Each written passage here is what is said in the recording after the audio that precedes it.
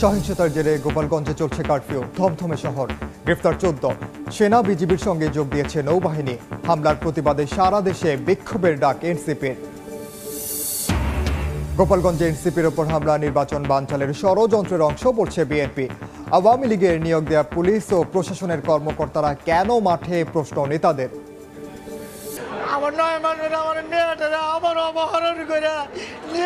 কোর্টের সামনে বসে রয়েছি বিচারের অপেক্ষা। বিচার পেতে বছরের পর বছর আদালতে ধর্ণা, সাক্ষী হাজির না করায় ধীর গতি। প্রভাব খাটিয়ে পার পায় অপরাধী, পুলিশের মানসিকতা পরিবর্তনের আহ্বান আইনজীবীর।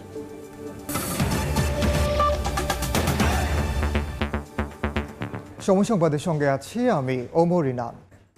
এনসিপির কর্মসূচিতে হামলার ঘটনায় গোপালগঞ্জে চলছে কারফিউ। জেলা শহরে বিরাজ করছে থমথমে পরিস্থিতি। সহিংসতায় জড়িত অভিযোগে 14 জনকে আটক করেছে আইন শৃঙ্খলা রক্ষা বাহিনী। সড়কে পড়ে থাকা ইটপাটকেল, তোরণ, গাছসহ ধ্বংসস্তূপ সরানো হচ্ছে। কারাগার পরিদর্শনের পর নতুন করে হামলার শঙ্কা নেই বলে জানিয়েছেন অতিরিক্ত কারা পরিদর্শক। গোপালগঞ্জ শহরের পৌর পার্ক এলাকায় এনসিপির পদযাত্রা কর্মসূচিতে নিষিদ্ধ ছাত্রলীগ ও আওয়ামী লীগের হামলা ও সহিংসতার পর বুধবার রাত 8টা থেকে চলছে কারফিউ। থমথমে পরিস্থিতি প্রায় পুরো জেলায়। শহরের ছোট ছোট যানবাহন চললেও বন্ধ বেশিরভাগ দোকানপাট। সড়কে সড়কে রয়ে গেছে সংঘর্ষের চিহ্ন, পড়ে আছে ইটপাটকেল, তোরণ গেট, ব্যানার, ফেস্টুনের ধ্বংসস্তূপ। জেলার বিভিন্ন সড়কে গাছ কেটে ফেলে ব্যারিকেড তৈরির চিত্র দেখা গেছে। এদিকে জেলা কারাগারে হামলার পর নিরাপত্তায় রয়েছেন সেনা ও বিজিবির সদস্যরা। সঙ্গে সারা শহর টহল দিচ্ছেন নৌবাহিনী সহ অন্য আইন শৃঙ্খলা রক্ষা বাহিনীর সদস্যরা। কারাগার পরিদর্শন শেষে অতিরিক্ত কারা পরিদর্শক জানান, নতুন করে হামলার শঙ্কা নেই। হামলায় জড়িত অভিযোগে অভিযান চালিয়ে বেশ কয়েকজনকে আটকের খবর নিশ্চিত করেছেন গোপালগঞ্জ সদর থানার অফিসার ইনচার্জ। গতকাল এনসিপির সমাবেশে দফায় দফায় হামলা চালায় নিষিদ্ধ ঘোষিত ছাত্রলীগ ও আওয়ামী লীগ নেতাকর্মীরা। ভাঙচুর চালানো হয় জেলা কারাগারেও। পরিস্থিতি স্বাভাবিক রাখতে সন্ধ্যা 6টা পর্যন্ত 22 ঘন্টার কারফিউ জারি করা হয়। ধ্রুব ব্যানার্জি, সময় সংবাদ। গোপালগঞ্জের সবশেষ পরিস্থিতি জানাতে পৌর পার্ক এলাকায় আছেন সহকর্মী আলামিন তুষার। সরাসরি যাচ্ছে তার কাছে।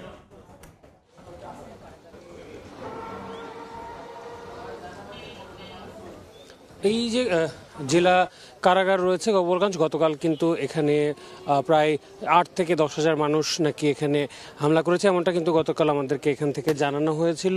এবং আজকে তারপরেই কিন্তু আমরা দেখেছি যে সেনা সদস্যরা দুই পাশে তাদের অবস্থান করেছিলেন, সেখানটা ক্লিয়ার করেন তারা। তার পরবর্তী থেকে কিন্তু সেনা সদস্যরা এবং পরবর্তীতে আমরা বিজিবির একটি টিমকেও কিন্তু আসতে দেখি।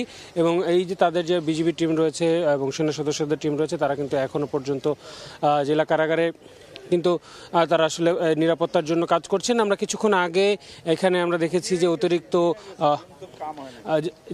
জেল পরিদর্শক যিনি রয়েছেন তিনি কিন্তু এসেছিলেন এবং তিনি কিন্তু বললেন যে সামনে আর এ ধরনের কোনো শঙ্কা নেই, এমনটাই কিন্তু তিনি আমাদেরকে জানিয়েছেন। একদম যদি বলি যে এখানটা গতকালকে যখন আমরা কথা বলি ঠিক তখন কিন্তু আমরা কিন্তু দেখেছি যে কথা বলি তখন কিন্তু আমাদেরকে বলা হয়েছিল অনেক মানুষ আসলে এখানে হামলা করার চেষ্টা করে, ভেতরে প্রবেশের চেষ্টা করে। যদিও সরাসরি কেউ আসলে ভেতরে প্রবেশ করে অস্ত্রাগার লুট বা এই ধরনের কোনো ধরনের ঝামেলা হয়নি, এমনটাই আমাদেরকে এখান থেকে জানানো হয়েছে।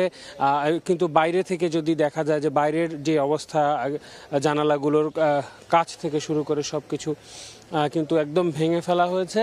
যদিও তালা ভেঙে ভেতরে কেউ প্রবেশ করতে পারেনি, এমনটাই আমরা জানতে পেরেছি। এবং সেনাবাহিনীর আমরা সকালে আসার পরে দেখলাম যে যারা আসলে রাতে ছিলেন সেনা সদস্যরা, তাদের রিপ্লেস আসে, তারা আসলে এখানে পরবর্তী টিম এখানে নিয়ে আসা হয়। তার মানে বোঝা যাচ্ছে যে তারা আসলে এখানে বেশ অনেকক্ষণ অবস্থান করবেন, সেটা আসলে বলাই চলে। এবং কারাগারে যারা আসলে কর্মকর্তা কর্মচারীরা রয়েছেন তারাও কিন্তু তাদের যে কর্মতৎপরতা সেটি কিন্তু বাড়িয়ে দিয়েছেন। আমরা কারাগারের ছাদেও কিন্তু আমরা আলাদা করে সিকিউরিটির জন্য লোকজনকে দেখতে পাচ্ছি। এবং সেই জায়গা থেকে আমরা দেখছি যে তারা আসলে তাদের জায়গা থেকেও কিন্তু এখানে রেখেছেন। এর বাইরেও গোপালগঞ্জে আমরা যেটা জানতে পেরেছি যে ঢাকা রেঞ্জের যিনি ডিআইজি তিনি কিন্তু গোপালগঞ্জে এসেছেন, এমনটাও আমরা জানতে পেরেছি। তো এই ছিল এখনো পর্যন্ত আমার কাছে গোপালগঞ্জ থেকে সবশেষ তথ্য। সরাসরি যুক্ত ছিলাম গোপালগঞ্জে। এনসিপি নেতাকর্মীদের হত্যার উদ্দেশ্যে গোপালগঞ্জে কর্মসূচিতে হামলা চালিয়েছে নিষিদ্ধ ছাত্রলীগ। এমন মন্তব্য করে দলটির আহ্বায়ক নাহিদ ইসলাম বলেছেন, হামলার ঘটনায় আওয়ামী লীগের জঙ্গি রূপ আবারও প্রকাশ পেয়েছে।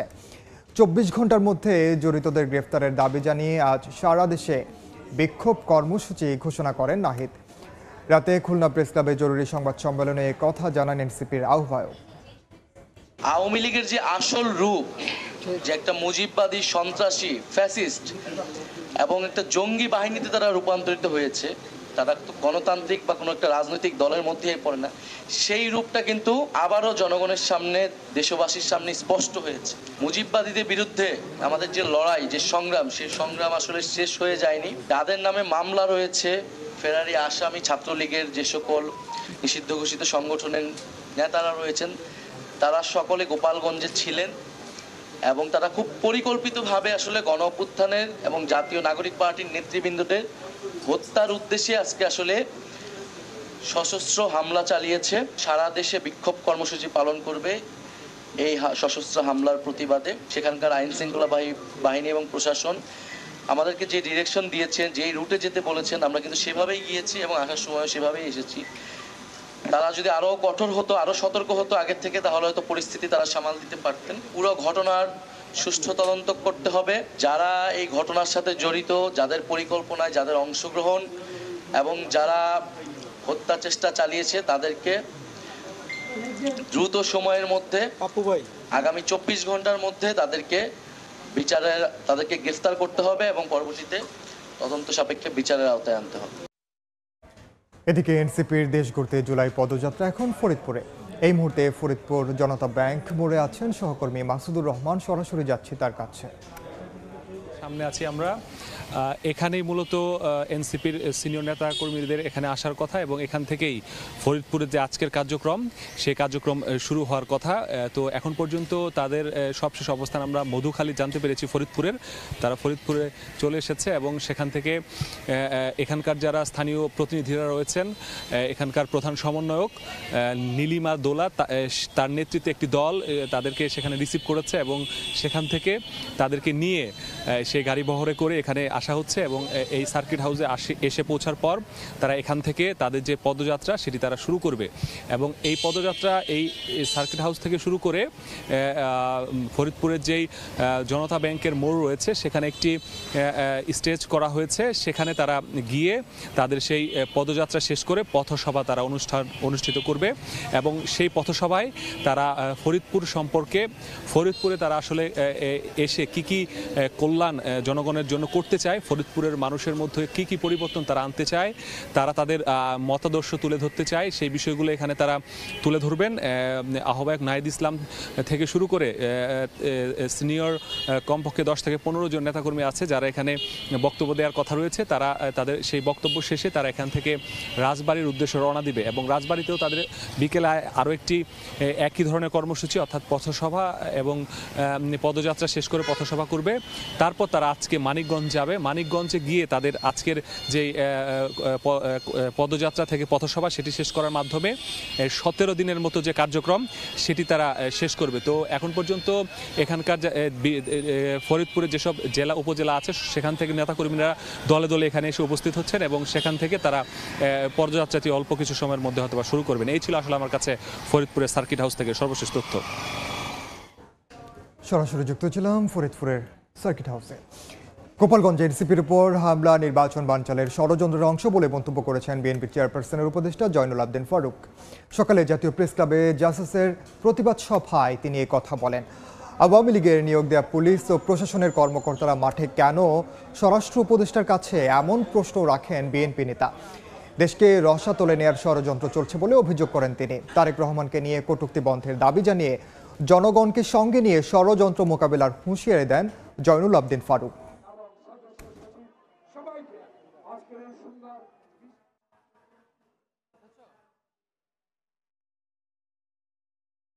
আপনার সরকারের আমলে যেখানে আইন শৃঙ্খলার অবনতি না হওয়ার জন্য সকল রাজনৈতিক দল আপনাকে সমর্থন করে দিচ্ছে, আপনাকে সাহস যোগাচ্ছে। কি করে কালকে এনসিপির উপরে হামলা হলো, রহস্যটা কোথায়? জনগণ তাই বলা শুরু করেছে, লন্ডনের বৈঠক পর এই দেশে যত একটি নির্বাচিত সরকার না হতে পারে তারই ইঙ্গিত বহন করে আজকে নতুন করে ষড়যন্ত্র শুরু করেছেন। এই ষড়যন্ত্রের পিছনে গতকালকের গোপালগঞ্জের ঘটনা কিছুটা নির্মাণ করে।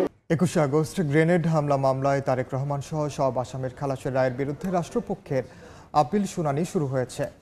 সকালে প্রধান বিচারপতি সৈয়দ রেফাত আহমেদের নেতৃত্বে 6 বিচারপতির বেঞ্চে শুনানি শুরু হয়। এদিন পলাতক আসামিদের পক্ষে স্টেট ডিফেন্স হিসেবে সিনিয়র আইনজীবী SM শাহজাহানকে নিয়োগ দেন আপিল বিভাগ। এর আগে গত 1 জুন হাইকোর্টের খালাসের রায়ের বিরুদ্ধে আপিলের অনুমতি পান রাষ্ট্রপক্ষ। গেল বছরের 1 ডিসেম্বর সাবেক স্বরাষ্ট্রমন্ত্রী লুৎফুজ্জামান বাবর এবং বিএনপির ভারপ্রাপ্ত চেয়ারম্যান তারেক রহমান সহ সব আসামিকে খালাস দিয়ে রায় দেন হাইকোর্ট। বিচারিক আদালতের রায়কে অবৈধ ঘোষণা করেন উচ্চ আদালত। 2018 সালে বিচারিক আদালতের রায়ে 19 জনকে মৃত্যুদণ্ড এবং তারেক রহমান সহ 19 জনকে যাবজ্জীবন ও 11 জনকে বিভিন্ন মেয়াদে কারাদণ্ড দেওয়া হয়।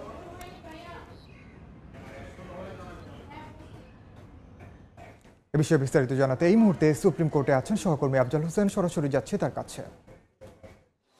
আলোচিত এই মামলায় 49 জনকে বিচারিক আদালত বিভিন্ন মেয়াদে সাজা দিয়েছিলেন। এর মধ্যে লুৎফুজ্জামান বাবর, বিএনপির সময়ের স্বরাষ্ট্র প্রতিমন্ত্রী, তাকে সহ 19 জনকে যাবজ্জীবন এবং বিএনপির ভারপ্রাপ্ত চেয়ারম্যান তারেক রহমান সহ 19 জনকে যাবজ্জীবন কারাদণ্ড এবং লুৎফুজ্জামান বাবর সহ 19 জনকে মৃত্যুদণ্ড দিয়েছিলেন এবং 11 জনকে বিভিন্ন মেয়াদে কারাদণ্ড দিয়েছিলেন। গত 1 ডিসেম্বর গত বছরের হাইকোর্ট এই মামলার রায় দিয়েছেন এবং রায়ে সব আসামিকেই হাইকোর্ট খালাস দিয়েছেন এবং বিচারিক আদালত যে রায় দিয়েছেন সাজা দিয়ে সেই রায়কে অবৈধ ঘোষণা করেছিলেন এবং আদালত সে সময় রায়ে উল্লেখ করেছিলেন যে এই মামলাটির ন্যায় বিচার নিশ্চিতে যথাযথ বিশেষজ্ঞ তদন্ত সংস্থা দিয়ে এটি আসলে তদন্ত করা উচিত এবং হাইকোর্টের এই রায়ের পরে আমরা দেখেছি যে রাষ্ট্রপক্ষ থেকে রায়ের বিরুদ্ধে সব আসামির খালাসের রায়ের বিরুদ্ধে আপিল করা হয়। প্রথমে আপিলের অনুমতি চেয়ে একটি আবেদন করা হয় এবং গত 1 জুন আপিলের অনুমতি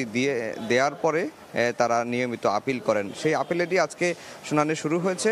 রাষ্ট্রপক্ষ থেকে deputy attorney general Mohammad Abdul Mamun তিনি শুনানি করেছেন এবং এই মামলায় 2 জন আসামি পলাতক রয়েছেন, তাজউদ্দিন আহমেদ এবং হানিফ পরিবহনের যে মালিক মোহাম্মদ হানিফ, তাদের পক্ষে রাষ্ট্র নিযুক্ত আইনজীবী হিসেবে একজন সিনিয়র আইনজীবী SM শাহজাহানকে নিয়োগ দিয়েছেন। আর এই মামলাটিতে আসামি পক্ষ থেকে বারবারই বলা হচ্ছে শুধুমাত্র হরকাতুল জিহাদ নেতা মুফতি হান্নানের দ্বিতীয় স্বীকারোক্তি জবানবন্দির উপর ভিত্তি করেই বিএনপির নেতাদেরকে জড়ানো হয়েছে এবং এই যে জড়ানোর প্রক্রিয়া সেটি আসলে আইনসম্মত ছিল না এবং এই মামলার দ্বিতীয় চার্জশিট বা পুনর্তদন্ত সেগুলো নিয়েও আইনি বিতর্ক রয়েছে এবং সবগুলো বিতর্কের সমাধানের জন্যই কিন্তু রাষ্ট্রপক্ষ থেকে সব আসামির খালাসের রায়ের বিরুদ্ধে আপিল করেছিলেন এবং সেই আপিলটি এখন শুনানি হচ্ছে। তো আজকে হয়তো শুনানি শেষ হবে না, আরও কয়েক কার্যদিবস শুনানির জন্য লাগবে। রাষ্ট্রপক্ষ শুনানি করেছেন, এরপরে আসামি পক্ষ থেকে শুনানি হবে। স্টেট ডিফেন্স যিনি নিয়োগ পেয়েছেন তিনিও শুনানি করবেন। কয়েক কার্যদিবস লাগবে শুনানি শেষ হতে। এই ছিল হাইকোর্ট থেকে আমার কাছে সবশেষ খবর। সরাসরি যুক্ত ছিলাম হাইকোর্টে। সুনামগঞ্জে জমি নিয়ে বিরোধের জেরে বড় ভাইয়ের লাঠির আঘাতে মারা গেছেন ছোট ভাই। অভিযুক্ত আটক করা হয়েছে। স্থানীয়রা জানান বিশ্বম্ভরপুরের পূর্ব চরগাঁও গ্রামে দীর্ঘদিন ধরে 2 ভাইয়ের মধ্যে পৈতৃক সম্পত্তি নিয়ে বিরোধ চলছিল। এর জেরে বুধবার রাতে তাদের কথা কাটাকাটি হয়। এশার নামাজ শেষে বাড়ি ফেরার পথে ছোট ভাই মুজিবুর রহমানের মাথায় লাঠি দিয়ে আঘাত করে বড় ভাই ফয়জুর রহমান।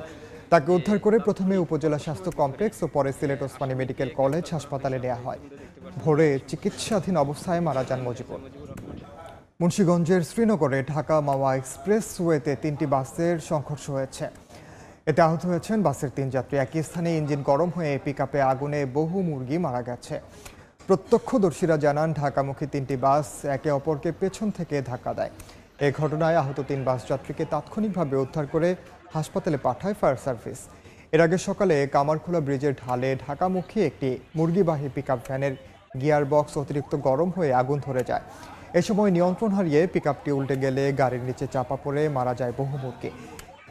গতরাতে রংপুরের পীরগঞ্জে দাঁড়িয়ে থাকা ট্রাক ও পুলিশের টহল গাড়িতে যাত্রীবাহী বাসের ধাক্কায় 2 জন নিহত হয়েছেন। পুলিশ সদস্য সহ আহত হয়েছেন অন্তত 3 জন। কখনো আকাশে মেঘের খেলা, কখনো আবার বৃষ্টি। কয়েকদিন ধরে এমনই আবহাওয়া বিরাজ করছে, তবে ভ্যাপসা গরম খুব একটা কমেনি। আবহাওয়াবিদ বলছেন আগামী কয়েকদিন হালকা থেকে মাঝারি বৃষ্টিপাত হলেও 20 জুলাইয়ের পর হতে পারে ভারী বর্ষণ। ঘন কালো মেঘে ছেয়ে গেছে আকাশ। এই বুঝি ধরিত্রীকে শান্ত করতে অঝরে নামবে বৃষ্টি। কিছুক্ষণ ঝমঝমিয়ে বৃষ্টি নামলেও তা স্থায়ী হয় না। এক পশলা বৃষ্টি হয়ে মেঘ সরে গিয়ে উকি দেয় সূর্য। এ যেন আকাশে মেঘের লুকোচুরি খেলা। এতে বাড়ে তাপমাত্রাও, শরীর ঘামে ভিজে যায়। এমন আবহাওয়ায় একটু ঠান্ডা বাতাসের খোঁজে নগরবাসী চলে যান শহরের কাছে থাকা লেকের ধারে। কেউ করেন বোটিং, তো কেউ করেন কায়াকিং, আবার কেউ শরীর ঠান্ডা করতে পরিষ্কার পানিতে করে নিচ্ছেন গোসলও। বৃষ্টি কোনো ঠিক ঠিকানা নাই, তো এখন মেঘলা সময় পাইছি, তা ওয়েদারটাও ভালো, তো কাকিং এর জন্য মনে হচ্ছে ভালো একটা। বাতাসটা এখানে এতটা ঠান্ডা লাগে, কারণ সারাদিন ক্লাস করে দেন এই জায়গাটা একটা রিলিফ পাওয়া যায়। গ্রামে এখন ম্যাক্সিমামই অনেক জায়গায় বর্ষাকাল চলে আসছে, সো দেখা গেছে অনেকে নৌকা নিয়ে অনেক জায়গায় ঘুরতেছে, সো এই ফিলটা আমরা পাচ্ছি না। সো এখানে আসলে দেখা গেছে এই ফিলটা অরিজিনালি পাচ্ছি এখানে। ক্ষণে ক্ষণে বদলায় বাতাসের গতি। দেশের কোথাও কোথাও হালকা থেকে মাঝারি বৃষ্টি হলেও ভারী বৃষ্টির সম্ভাবনা নেই বলে জানান আবহাওয়াবিদ। হঠাৎ বৃষ্টি এলেও মেঘ সরে গিয়ে দেখা দিতে পারে সূর্যও। খুলনা, রাজশাহী, রংপুর, ময়মনসিংহ ও সিলেট বিভাগের অনেক জায়গায়, সেই সাথে ঢাকা, বরিশাল ও চট্টগ্রাম বিভাগের কিছু কিছু জায়গায় হালকা থেকে মাঝারি ধরনের বৃষ্টি হতে পারে। এছাড়া কোথাও কোথাও মাঝারি ধরনের ভারী বর্ষণ হতে পারে। সিগন্যাল ছিল সমুদ্র বন্দর সমূহকে 3 নম্বর স্থানীয় সতর্ক সংকেত দেখাতে বলা হয়েছিল, সেটা আজকে সকাল থেকে আমরা সিগন্যালটা নামিয়ে ফেলেছি। আগামী 19 তারিখ পর্যন্ত আবহাওয়া এমন থাকলেও পরে ভারী বৃষ্টিপাতের সম্ভাবনার কথাও জানায় আবহাওয়া অফিস। 16 জুলাই সন্ধ্যা 6টায় আবহাওয়ায় আর্দ্রতা 98% রেকর্ড করেছে আবহাওয়া অফিস। এদিকে 16 জুলাইয়ের তুলনায় 17 জুলাই যদি বৃষ্টির পরিমাণ কমে, তবে আর্দ্রতা কমবে বলে জানান আবহাওয়াবিদ। আয়েশা সিদ্দিক সামিয়া, সময় সংবাদ, ঢাকা। 7.3 মাত্রার শক্তিশালী ভূমিকম্পে কেঁপে ওঠে আলাস্কার দক্ষিণ উপকূলীয় অঞ্চল। ভূমিকম্পের পর জারি করা হয় সুনামি সতর্কতা। স্থানীয় সময় বুধবার ভোরে হোমার থেকে ইউনিম্যাক পাস পর্যন্ত প্রায় 700 মাইল উপকূলীয় এলাকায় এই সতর্কতা জারি করে মার্কিন আবহাওয়া কর্তৃপক্ষ। এছাড়া কোডিয়াক, ইউনালাস্কা ও কিংকোভের উপকূলীয় বাসিন্দাদের সরিয়ে নিতে বলে কর্তৃপক্ষ। পরে সতর্কতা তুলে নেওয়া হয়। বড় ধরনের ক্ষয়ক্ষতির খবর পাওয়া যায়নি।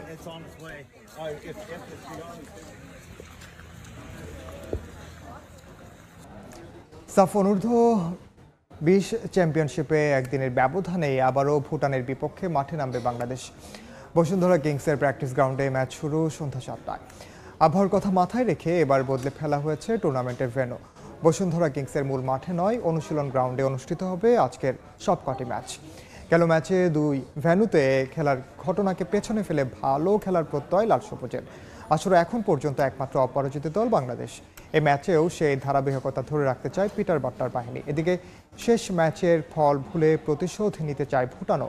এবারের আসরে এখনও কোনো জয় পায়নি দলটি। এ পর্যায়ে শীর্ষ সংবাদগুলো জানিয়ে দিচ্ছি আরেকবার। সহিংসতার জেরে গোপালগঞ্জে চলছে কারফিউ। থমথমে শহর, গ্রেফতার 20। সেনা বিজিবির সঙ্গে যোগ দিয়েছে নৌবাহিনী। হামলার প্রতিবাদে সারা দেশে বিক্ষোভের ডাক এনসিপির। গোপালগঞ্জে এনসিপির ওপর হামলা নির্বাচন বানচালের ষড়যন্ত্রের অংশ বলছে বিএনপি। আওয়ামী লীগের নিয়োগ দেয়া পুলিশ ও প্রশাসনের কর্মকর্তারা কেন মাঠে, প্রশ্ন নেতাদের।